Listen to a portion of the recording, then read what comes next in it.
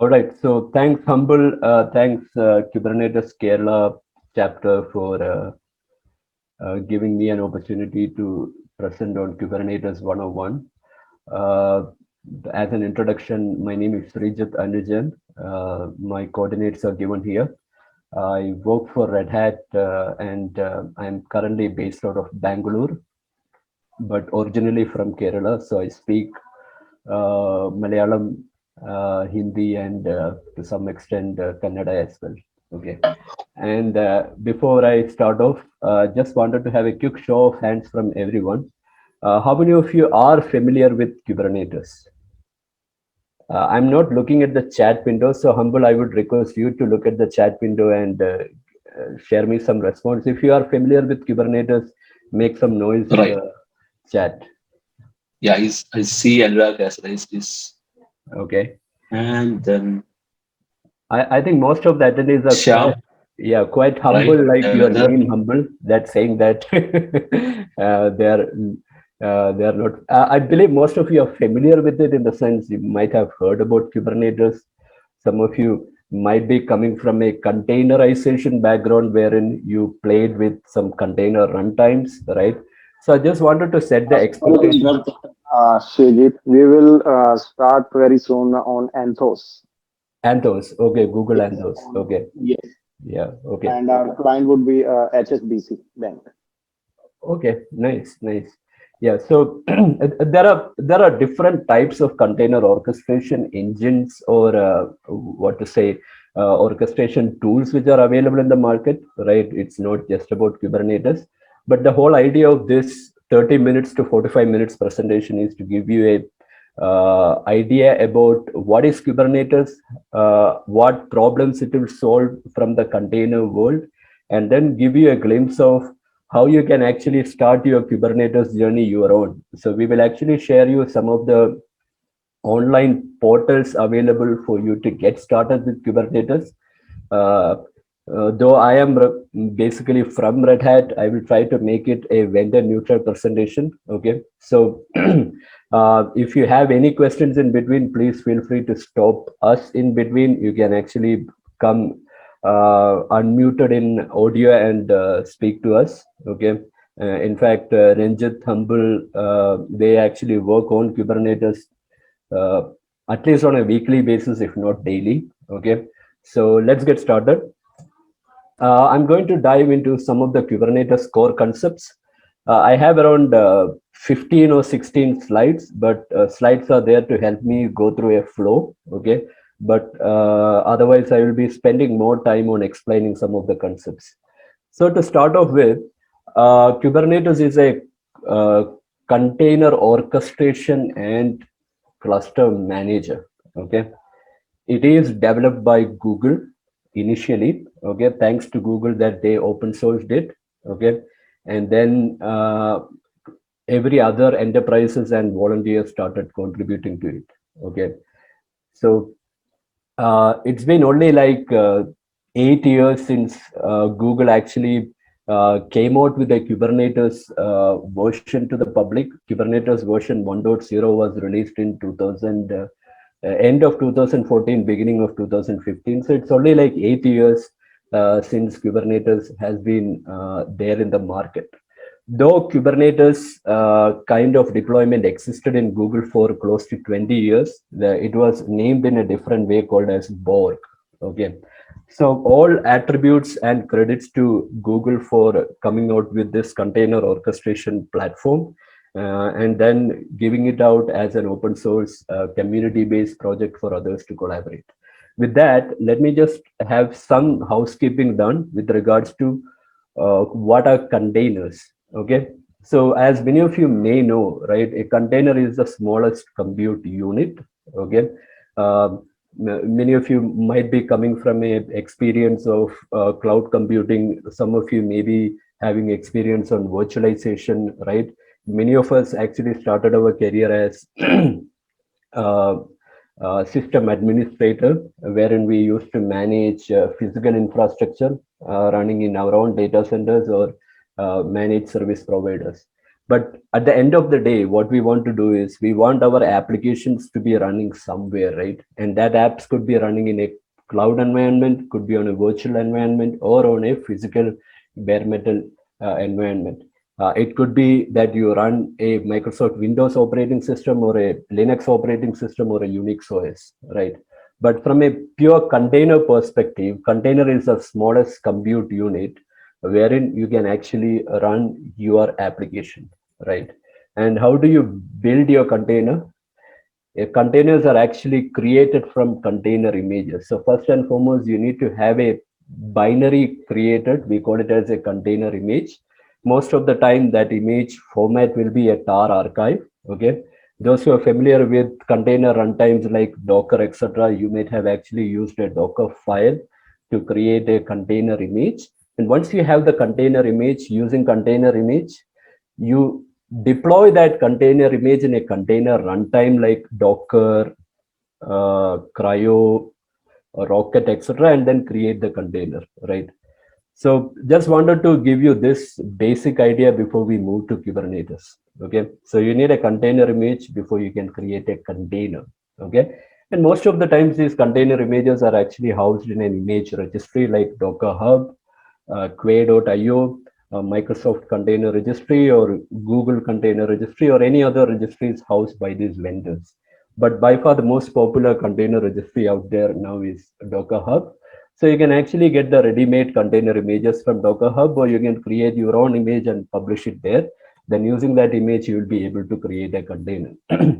Now, I'm not going into too much of details about this. Many of you may be familiar with this. Container images can be having different versionings, right? So in the image registry, you will have an image repository, and the repository will actually have the different versions of the same image. So to speak, if you have an Nginx image, you can have a version 1.0, 1.1, 2.0, 2.y, etc. Right? So all of those are captured in an image repository. So based on your requirement, you will be able to choose a particular version of your application and deploy it from the container image. Okay. Now, what is Kubernetes, right? And again, it depends on who you are, right? Are you a developer? Are you a member of your DevOps organization, DevOps team in your organization, or are you a business leader, right? So Kubernetes can be actually described in a different way based on who you are, right? So from a developer perspective, right, Kubernetes basically gives you an abstraction wherein you as a developer can build and deploy application without even worrying about how to manage the platform where the application is going to be built and deployed, right? So that's what I said. It's a complete cluster manager and an orchestration tool, right? But you as a developer will focus only on building your containerized application and then deploying it, and not worry about how the platform is managed and all, which will be managed by Kubernetes. So this will actually improve the developer productivity, right? And one good thing about Kubernetes is, right, as it actually runs on top of different container runtimes like uh, Docker, Cryo, etc., right? All you need to know is use that particular container runtime, build your container images, then it will be able to be deployed in any environments, right? Now, from a DevOps perspective, right, what Kubernetes gives is it actually gives you a predictable and reliable platform, right, to deploy and manage your applications in a simple environment or in a complex distributed environment. What do you mean by a complex distributed environment? You can have Kubernetes deployed in your own environment, in your own data center. You can have Kubernetes deployed in a public cloud hyperscaler like AWS, Google Cloud, Azure, etc., and then actually have them talk to each other, right? So it will actually help you to actually give developers a flexible and reliable platform, okay, wherein the applications could be deployed in any modality, right? So it could be as simple as your data center, wherein, like Ranjit mentioned earlier, right? You can actually have 3 masters or and n number of worker nodes. You manage and deploy it in your data center, or you can actually house it in a different cloud provider. But uh, Kubernetes is extensible in such a way that It can be deployed in a hybrid environment, which will help you foster your DevOps journey. And from a CIO perspective or a C-level perspective, right? Uh, we want developers to be more productive, right? And at the same time, we also want the platform to be managed easily, right? So when you look at the developers and the DevOps features, right, that subsequently leads to a success for the CIO also, right? And the most important part of this is Kubernetes is a highly scalable container platform and cluster. Okay, you can actually scale it to n number of worker nodes. Okay, all you need to do is manage the master nodes and scale up as and when required. Right. So these are the perspectives from a developer, from a DevOps organization perspective, and from a C-level perspective.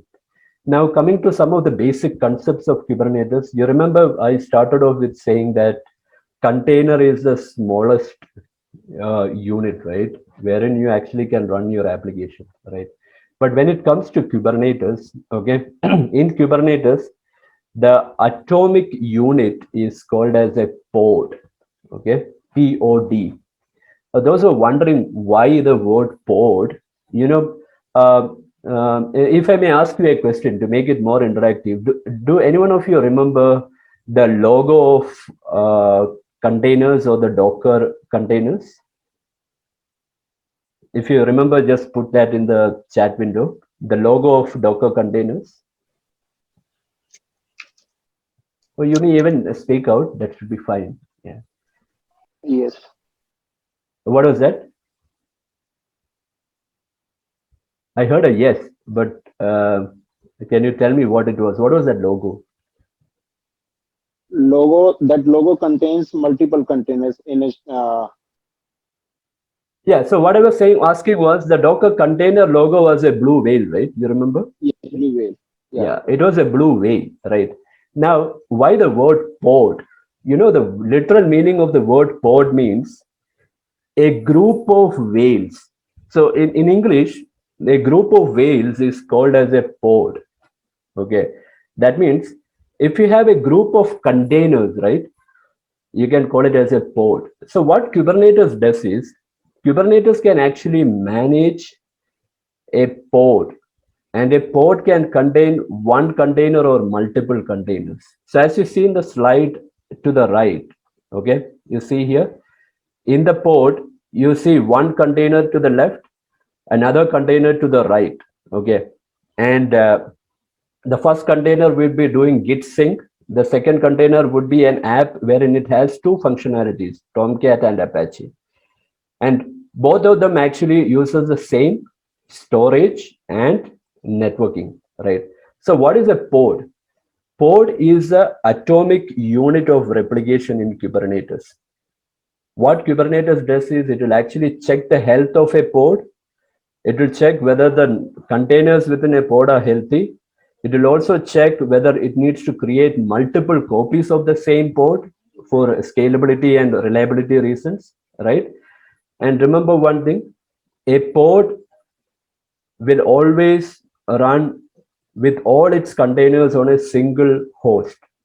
Okay, you can have multiple copies of the same pod which can be run on different hosts, but all containers in a pod should be running together in a single host.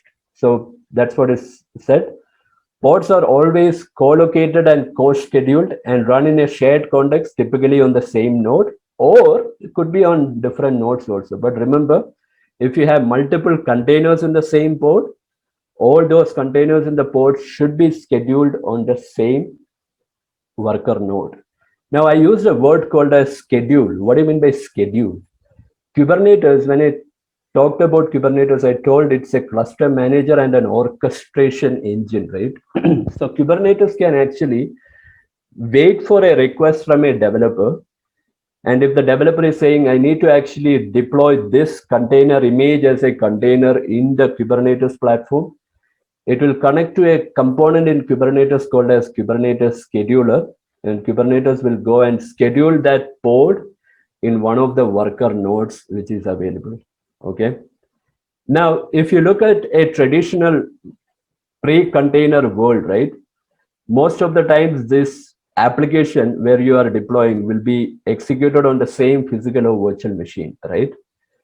So that is the beauty of Kubernetes. It can actually have an application where it is comprised of multiple containers and multiple pods, so that each pod could be deployed in different nodes in a distributed way, so that it can be actually using the CPU and memory more effectively, right? So I was just saying a concept of pod. Let me just give a pictorial explanation of what I mentioned earlier. So containers are wrapped in pods, like you say.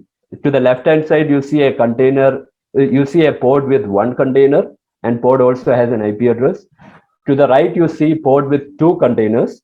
But remember, the pod has an IP address which will be shared by these two containers.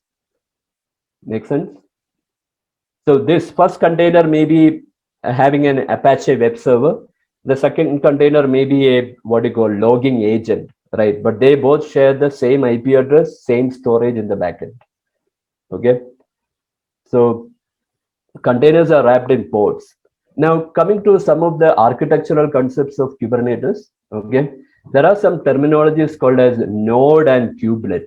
Okay. So if you were there in Ranjit's ETCD presentation earlier, you heard that Ranjit mentioning about the master nodes and all, right? It's nothing but what? The control plane, right? So the ETCD data store actually runs in the control plane. Ideally, you should have three nodes as part of the control plane. But these control plane where it runs the ETCD will be managing the Kubernetes nodes. Sometimes it is also referred as something called as minions, okay, wherein you actually run your application workloads. So how does the Kubernetes control plane or etcd manage these individual nodes? An agent is deployed on each of the nodes called as kubelet, right? So kubelet will periodically communicate with the control plane nodes and inform to etcd that I am alive, right? So that's what we were saying. So Kubernetes is highly scalable. Once you have the control plane configured, you can deploy multiple nodes which are actually having kubelet as the agent, and then scale it as and when you require. So anytime you deploy an application, it actually lands in any one of these nodes by the scheduling functionality available in Kubernetes control plane. Okay. So I'm just taking a logical pause here. If you have any questions, please let me know in chat or unmute yourself and ask. But I just wanted to make it more interactive. Any questions in the chat, Humble? Yeah, there was one question about the GPU. So Danishka, you want to ask? GPU, graphical processing unit? Yes. I Okay. actually rejoined, so I lost the bits on the chat. Okay. Oh, So maybe I Ranjit, are can. you here? Yeah, maybe. Or Let Ranjit me can. check the chat. Is there any more information? Tanishka.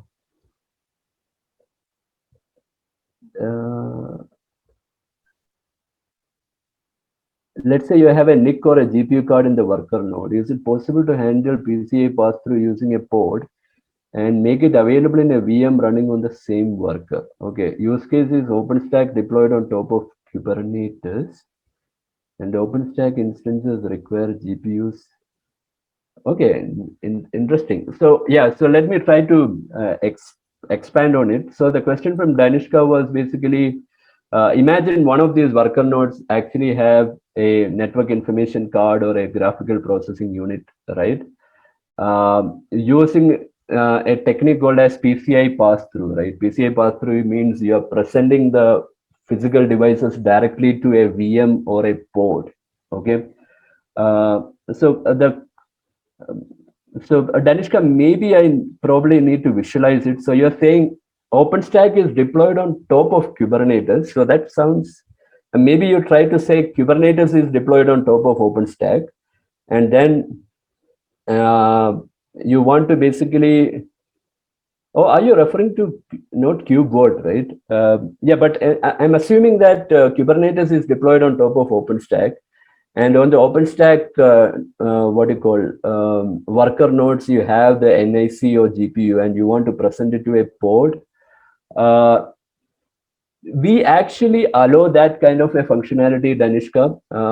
When I say we, right, we also use a specialized OpenShift and OpenStack based configurations wherein if you have a telco based workload, right, and that telco based workload require some of the modern functionalities like SRIOV or DPDK, you would be able to do the similar configuration. But I don't want to guess your question, so I would rather get more details from you before I proceed with the response. But it is possible to do the what do you call to avoid the virtualization layers and all and present something directly to the pod or a VM. Danishka, I'm not sure whether I addressed your question, but I see some response now. Not sure whether the thanks a lot was for my current comment or for previous one. But anyways, any other questions, Humble? Not that I'm seeing, Okay. but if anyone got a question, please. Yeah. So Humble, like you said earlier, right? If there is a question which you feel is relevant to the slide we are presenting, feel free to stop me. Okay. Sure, yeah. So let's move on. There are some more other objects which are there in Kubernetes. So I just wanted to also take a pause here. I talked about something called as a pod, right? What is a pod? Pod is nothing but an object which actually gets stored in your etcd data store, right? So etcd data store is a key value data store. So when you create an application, right, you create the application and deploy it as a pod. So the pod will have a lot of keys and values, right? And it may be like the name of the pod, it may be like the image which is used in the pod. All of this actually gets stored as objects in the etcd data store, right? So similar to pod, there is also an object called as a replication controller or replica sets. So remember, there may be a requirement for you to have multiple copies of the same application deployed, right? I think many of you might agree to the fact that when you talk about container workloads, right, most of the times container workloads are stateless workloads, right? What do you mean by stateless workload? The client would actually send a request, right? And if the uh, request cannot be serviced, client would actually send the request again. And also all requests are independent to each other, right? So for a stateless workload or a web scale workload, there are high chances that you need to add more copies of the same application to handle the load. So how does Kubernetes do that? Kubernetes actually uses a object called as replica sets, which would basically create more pods for the same application. Okay. So that it could actually be distributed to multiple nodes and then will be kind of a load balanced and load shared when the request comes, right? So it's not about running a single copy of the app. You can have multiple copies being done via replica sets. And there is one more object in Kubernetes called as deployments. It will actually help you understand how you roll out new versions of the pod. Okay, so if you have a image you use to deploy the first version of the application, and if someone updated the image version in your registry and you want to deploy a new version of the application, you can use this object called as deployments, which will actually help you pull the new image from the container registry and deploy the new version of the app, right? So we use deployments to manage your entire application lifecycle with regards to rollback, roll out the new features, and all those stuff, right? So this is also another object within Kubernetes to help you deploy new versions of the app.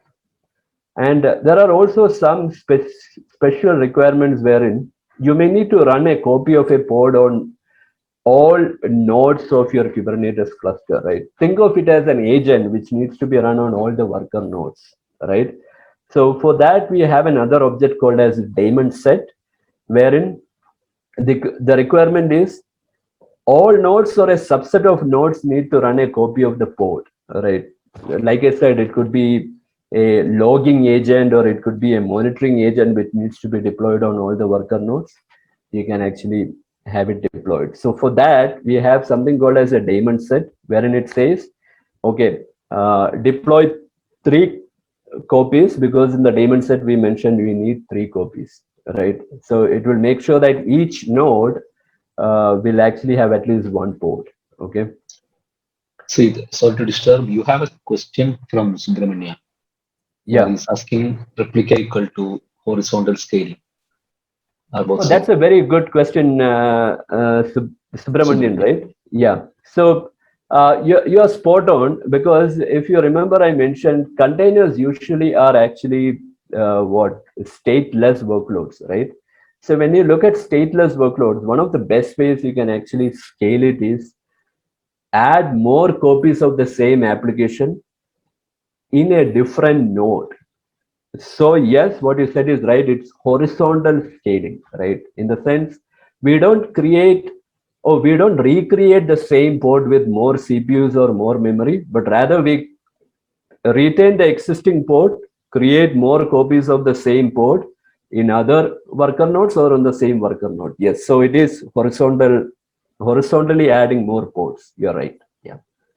But again, Subramanian, it depends on how many worker nodes you have, right? So if you have 10 worker nodes, ideally the replica set should actually create 4 copies or 5 copies on 5 different nodes, right? But if you have very limited number of worker nodes, it may so happen that multiple ports would end up in the same worker node, right? Yeah, I hope we addressed your question. Now, going to another object in Kubernetes called as config maps, right? So you remember we talked earlier about containers are actually created from container images, right? But do you think you can actually copy all data in your container image? No, remember container image is nothing but a very small archive which has a base operating system, okay? Which has a base operating system, very small OS, and then your application binary and application dependencies. That's what the container image has. But what if you need to add some dynamic content in your application? Dynamic content means it's not static, it keeps on changing, right? So that's where you have something called as a config map, which is a short form for configuration mappings, okay, which will allow you to basically abstract the configuration from the image content, right? So uh, uh, the config map objects will actually help you define environmental variables, so that once you use an image and deploy it as a pod, these config maps will actually inject these environmental variables inside your application pod, right? So if you look at the slide, you have 2 environments here. One is the dev on the left and prod on the right.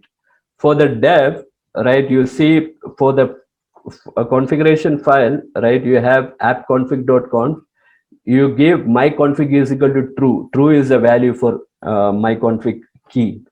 But for the prod, you say myconfig equal to false, right? So you can decouple these environmental values from the image and use config maps. So these are very, very important with regards to Kubernetes. How you can actually dynamically provision the applications based on your requirements. And now, similar to config maps, we also have a object called as secrets, which will actually help you hold sensitive information, right? It could be your SSL private key, it could be your token, it could be the user credential, right? It could be your access to registry, right? So secrets basically give you a mechanism to encode your um, uh, data, right? Remember, it's an encoding, okay? By default, it uses something called as uh, base 64 encoding, okay? Please remember, it's encoding, not encryption, okay? You can actually use encryption, but by default within Kubernetes, secrets objects actually help you encode sensitive information and make it available to your application. Okay, so it uses base 64 encoding as of now. Okay, so what is the difference between config maps and secrets? Config maps is for dynamically injecting any environmental variables. Secrets at the same time used for sensitive information because it has an encoding format. Okay. Now, all good. We talked about pods, we talked about replica sets. You can actually have multiple copies of the same pod and all. But imagine what would happen if you have multiple copies. How do you make sure that your application can reach and respond to other applications, right? So imagine here, to the left hand side, you have a front end, right? I hope you can see my screen. You imagine it's a two-tier app. You have a front end and a back end. The front end, you have one port, okay, as you see to the left. For the back end, you basically have three ports, okay. Now, how will the front end connect to the back end? You cannot have a scenario wherein port with IP address 4.44 connect to port of the backend with IP address 1.11. Why? In the event this port goes down, your entire communication goes down, right? So there is another object within Kubernetes called as services, which will basically act as a uh, load balancing endpoint for all the ports which are actually running beneath it. So for the backend three ports, as you see here, there will be a service created. Maybe you can actually call it as backend itself, and there will be a service IP also given to this particular service object, so that the front end will communicate to the service IP backend, okay, and the service IP backend will actually load balance among the ports which are underneath it. Okay, so every time a functionality within an app wants to connect to another functionality, you communicate over the service IPs. Okay, so in that manner, the front end also will have a service IP. You see here, apps can talk to each other via services. So you'll have a front end service as well as a back end service. So what does service do? It will actually insulate the ports underneath it. What do you mean by insulation? If the ports get recreated in a different node, the port IP may be different, but the service IP always remains the same throughout the execution of the application, right? So apps talk to each other only via services. Now, what if you want your application to be approachable by an application outside of your Kubernetes cluster, right? So that's where Kubernetes has a object called as ingress. Okay, so ingress is there in Kubernetes from 2017 onwards. Okay, what does ingress do? It makes services accessible to clients outside the environment, right? That means you may have your application running inside your Kubernetes, right? But you need to have that application being accessed by a third-party application outside of your Kubernetes coming from internet. Ingress will actually help you understand that. Okay, you see a object called as a route here. In a Red Hat terminology, we call ingress as routes. You probably might have heard from Ranjit earlier that from Red Hat, our Kubernetes platform is called as OpenShift, and within OpenShift, the way we actually expose services to outside world is via route. So that's why you see the word route here. But in a pure Kubernetes environment, it is called as ingress. Okay, so that's the way you can actually make it available to external services. And we talked about CPU, memory, and all from a pod perspective, right? Remember, when you actually create a pod, the pod is given this much amount of memory, this much amount of CPU, etc., by Kubernetes. Okay, based on how the pod definition is, right? What you wrote in the YAML file or JSON file. But how do you make sure that whatever data you write via the application is actually persistent, right? Similar to how you create a what do you call external shared storage in a traditional environment with NFS or FC or efficacy, right? In the Kubernetes world also, we need to have our application data to be made persistent. What if your application is stateful, right? I talked about stateless apps, right? But what if your app is stateful and you want to store the data which is written to the app in a shared environment and make it permanent? We have an object called as persistent volume and persistent volume claims.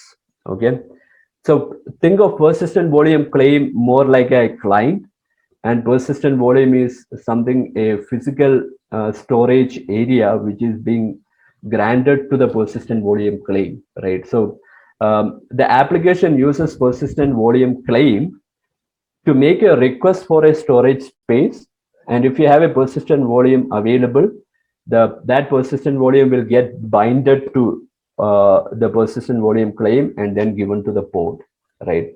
So this way you will also be able to have your application stateful and store all the data permanently in the persistent volume which is configured. So there are different ways you can configure persistent volume. We allow different storage providers. In a production environment, we allow persistent volume providers which will use cloud storage like Azure Disk, Amazon EBS, the fiber channel storage arrays, right? So it again depends on whether the backend storage provider has actually given drivers which could actually be integrated to the Kubernetes persistent volume object. Okay, and when we talked about Kubernetes, I told you that it is not just a cluster manager; it also is an orchestration tool, right? So how will Kubernetes make sure that your application is always up and running, right? So when you deploy the application with deployments, right, you can actually configure some, so to speak, some monitoring level toolings like liveness probe and readiness probe, right? So Kubernetes can actually regularly check your application for its liveness, and if the application is not responding to the props which are actually configured, Kubernetes can do some remedial actions like restarting the pod or starting the pod on a new worker node, right? Similar to that, there is also a probe called as readiness probe to check whether the application is really ready to accept customer request. Okay, so these two are by default there in deployments. It's just a matter of you configuring it so that Kubernetes can monitor the state of your applications as well. Okay, and I think this is one of my final slides. Everything in Kubernetes needs to be scoped in something called as namespaces. Okay, that means, remember, Kubernetes is a multi-tenant container orchestration and cluster manager. What does that mean? You can actually create logical groups. We call it as namespaces, wherein one namespace could be for your developer environment, one could be for your staging, one could be for your production, etc. Right? So any application which you deploy as a pod needs to be deployed in a namespace. Okay, and by default, pods which are running in one namespace will not be able to access pods on the other namespace unless you make some network level policy changes. Okay, again, it depends on what type of Kubernetes deployment you do based on the vendors, right? OpenShift may be configured it in a different way compared to how VMware Tanzu does it, or how Amazon EKS or Azure AKS does it, right? But from a holistic environment perspective, namespaces actually are isolations which will actually insulate your apps which are running as pods across different environments, teams, and groups. Okay, so if you talk about OpenShift, right, OpenShift also gives you some role-based access controls wherein you can give permissions based on users, groups, etc. Okay, so that's pretty much my last slide. I just wanted to make it interactive, so I don't have much of a slideware, but I'm open to have questions and discussions. But at the same time, I just want to leave you with something which will be helpful to you. Okay. There are a couple of assets which you can use to help you with your Kubernetes journey if you're very new to Kubernetes. I would strongly recommend you try out something called as cube.academy. Okay, so let me just paste these URLs in the chat. Okay, um, there is a chat window. Yes, yeah, cube.academy is a great place to start your Kubernetes journey. When I say your Kubernetes journey, many of you may be already familiar with Kubernetes, but share it with your team members. Okay. Cube by example is also another place where you can do that. Okay. And all cloud providers like Amazon, Google, Azure, etc., will also give playgrounds which you can use to learn about Kubernetes. So our developer environment also has something. So when I say our, Red Hat also provides a learning platform. So these are all free of cost. Okay, please give it a try. Okay. With that, I'm actually stopping my screen sharing and giving it back to Humble if you don't have any other questions. Thanks a lot, Sreejith, once again an awesome session. So let's see if there are any questions from the participants here. I don't see anything on the chat, but if you want to ask anything. Okay, yeah. There is one question from Sanjeev. Take it forward, Sreejith. Yeah, so Sanjeevi, actually no difference between projects and namespace. So namespace is the terminology which is used in Kubernetes, but some of the other vendors, so to speak, OpenShift uses the word projects, okay, to make it more, what you call, terminology friendly with other product toolings. Okay, but otherwise they both are the same. Okay, Scarlett has a question. How is deployment connected to pod? Okay, good question, Scarlett. So let me share my screen again and then show a quick YAML file definition. So if I show you here, oh, I'm using my Fedora workstation here. I had a YAML file somewhere created. Okay, give me a second. Maybe. Okay, I understood. So I ran it as root. Give me a second. So the question from Scarlett was how deployment is connected to a plot. So Scarlett, I'm showing you a YAML definition of a deployment of Nginx here. Okay. Here you see that the object is deployment.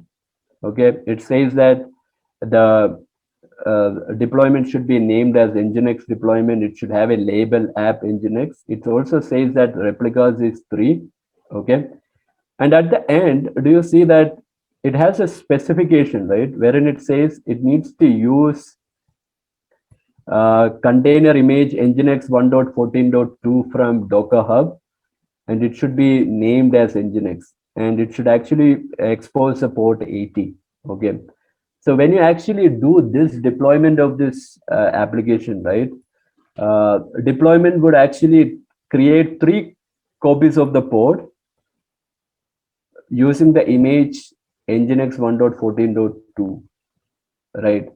So if I do the command kubectl get deployments, I believe you see here, I basically have 10 pods which are running. How 10? Let me just show you the command which I used earlier. This is the command which I used to create multiple pods. Okay. Do you see this, Scarlett? Yes. A response. Yeah. So how I did was I had a YAML file definition which told that I need to do this deployment. And in the YAML file, I only had 3 replicas, but I actually scaled it to 10. So if I actually now change it back to say like 2, now what happens is when I do OC, not OC because OC is the tool in OpenShift, kubectl get ports, you see only 2. But in earlier case, it was 10. Now, if I actually move it back to 5, it actually creates 5 pods. So your question of how deployments are mapped to pods, it is by the deployment definition, which usually is a YAML definition. I hope I answered your question. But if you want to know more, right, everything in Kubernetes, actually, we use YAML definitions. We create the objects with YAML files, right? You can create a YAML file for pod, one YAML file for service, one for deployment, and then one for daemon set. Then you combine all of them together and do it. You can also use a Kubernetes dashboard, which is a web user interface to do everything in the UI. But because I'm so familiar with the CLI, I'm using this.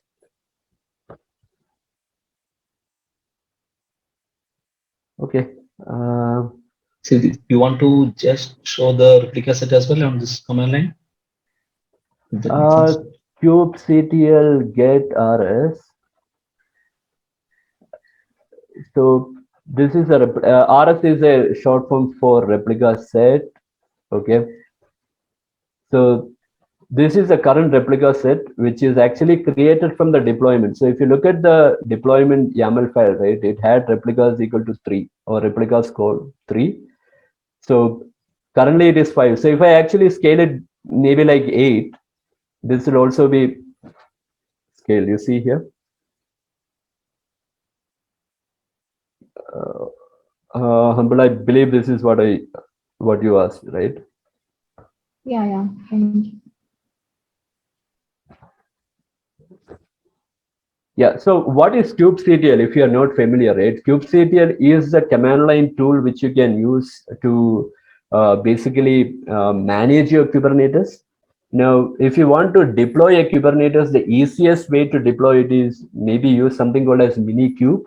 Okay, there are a lot of documentations out there in the web on how to deploy Minikube in your Linux environment, whether it is Ubuntu, SUSE, Fedora, etc. And with Minikube, you would be able to get started with a small miniature Kubernetes so that you can start using Kubernetes. So kubectl or kubectl or kube controller is a very popular Kubernetes command line tool to manage your Kubernetes environment. And I just wanted to expand on Scarlett's question. Scarlett, it's not just deployment wherein you can actually deploy an app. Many of you may be familiar with something called as Helm, right? Anyone heard about Helm? Helm charts, Helm repositories and all. So Helm is the most popular deployment tool which is available in Kubernetes now, wherein Helm can actually package your application as a chart and then manage the entire application lifecycle like versioning, rollback, scaling, everything, right? So when you actually start with Kubernetes in your organization, there are high chances that you may not use a YAML files like deployment or pod, etc. You will be starting with a Helm chart. Okay, so I think I answered that question. Any other questions from anyone?